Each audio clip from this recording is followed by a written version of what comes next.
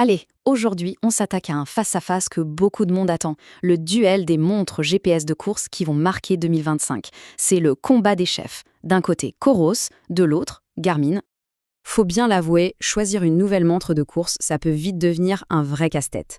Le marché est juste inondé de modèles super puissants, ultra légers, avec des écrans AMOLED magnifiques. Alors, comment on s'y retrouve là-dedans? En fait, deux concurrents sortent vraiment du lot. D'un côté, on a la Garmin Forerunner 265. C'est la valeur sûre, la référence, celle que tout le monde connaît. Et de l'autre, la toute nouvelle Coros Space 4. Elle arrive avec une ambition claire, tout bousculer en proposant un rapport qualité-prix qui se veut imbattable. Bon, allez, on rentre dans le vif du sujet. On va décortiquer ça point par point en se concentrant sur ce qui compte vraiment pour un coureur. On va voir où chaque montre brille et où, peut-être, elle est un peu moins bonne. C'est parti. D'abord, parlons design. Là, on a vraiment deux philosophies qui s'opposent. Coros, c'est la simplicité et la légèreté avant tout. 32 grammes. C'est un vrai poids plume, on la sent à peine au poignet. Garmin, c'est un peu différent. L'écran est un poil plus grand, on a 5 boutons physiques. L'expérience est plus robuste, plus dense, pensée pour ceux qui aiment tout régler, tout personnaliser. Ok, passons maintenant à un critère qui souvent fait toute la différence, l'autonomie. C'est un peu le nerf de la guerre et historiquement, c'est le terrain de jeu favori de Coros. Voyons voir si ça se confirme encore une fois. Et là, la différence est juste énorme. La Pace 4, elle tient 38 heures avec le GPS le plus précis activé. En face, la Forerunner 265 s'arrête à 24 heures. Concrètement, ça veut dire quoi? Pour quelqu'un qui court tous les jours, ça signifie recharger sa montre beaucoup moins souvent. Et ça, c'est un avantage absolument colossal pour Coros. Et la précision GPS dans tout ça? Eh bien, Coros a complètement comblé son retard. Les deux montres sont maintenant au coude à coude, très fiables même entre les immeubles en ville. Par contre, Garmin garde une petite longueur d'avance sur la navigation pure, avec des cartes intégrées, un guidage plus poussé. Mais soyons honnêtes, pour suivre un itinéraire qu'on a préparé, la fonction de la PS4 est largement suffisante pour la grande majorité des gens. Côté fréquence cardiaque, Coros a vraiment fait de gros progrès. Le nouveau capteur est bien plus stable qu'avant.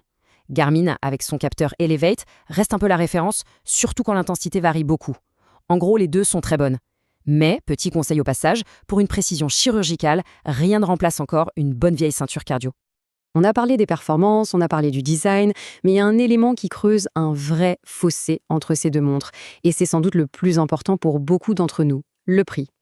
L'écart est de près de 150 €. Voilà, c'est dit. La Coros Space 4 est annoncée à 269 €, alors que la Garmin Forerunner 265, elle, est à 419 €. C'est une différence qui pèse forcément très lourde dans la balance au moment du choix. Du coup, la question est toute simple. Est-ce que les fonctionnalités en plus de la Garmin justifient vraiment un tel écart de prix? Voyons voir ce que ces 150 € achètent concrètement.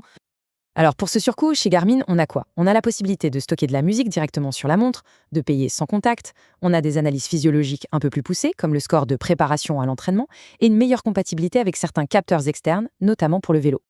Oui, mais voilà, il y a une observation qui ressort de tous les tests et qui résume parfaitement le dilemme.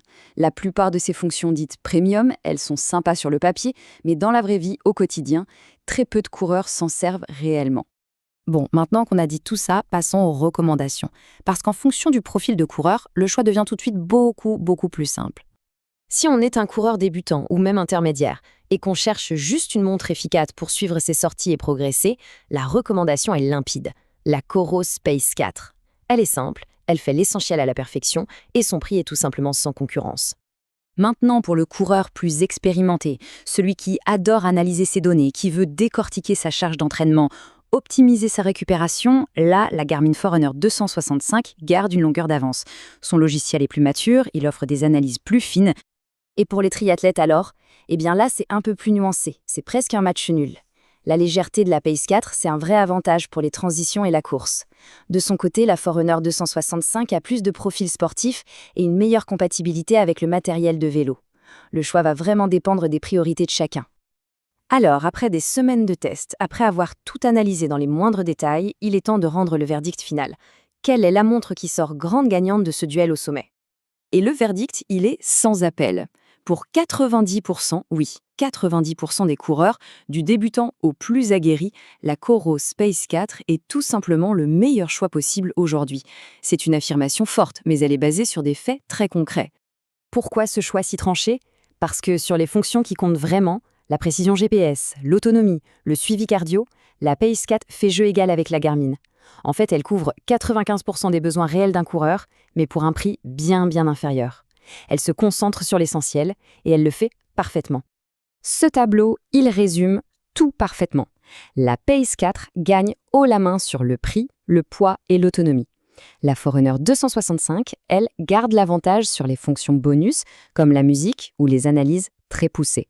Le choix se fait vraiment entre la valeur sûre et essentielle d'un côté et l'écosystème complet de l'autre. Finalement, ce duel, il pose une question bien plus large sur l'avenir de la technologie pour les sportifs. Est-ce qu'on doit continuer à accumuler toujours plus de données, toujours plus de fonctions ? Ou est-ce que l'avenir, c'est de revenir à une forme de simplicité, mais une simplicité puissante et ultra efficace ? La réponse, finalement, elle appartient à chaque coureur.